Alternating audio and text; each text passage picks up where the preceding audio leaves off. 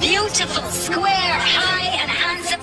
110 metre বিশাল চক্কা মেরে মাঠের বাইরে বল হারিয়ে বিশ্ব রেকর্ড করে ফেললেন পারভেজ হোসেন ইমন। প্রিয় দর্শক, রোববার টি-20 লিগে লাহোরের হয়ে মাঠে নেমেছিলেন আজ পারভেজ হোসেন ইমন।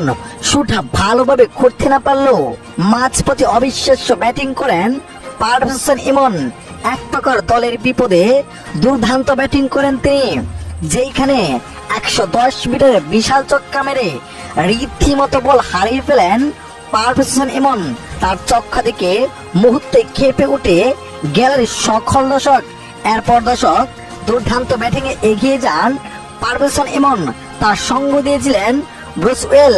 দুর্দান্ত ব্যাটিং এ মেতে উঠেন তারা, তবে শেষ পর্যন্ত মাত্র 3 রানের আক্ষেপে হাফ সেঞ্চুরি করতে পারলেন না পারভেজ হোসেন ইমন। তবে অবিশ্বাস্য ব্যাটিং করেন তিনি।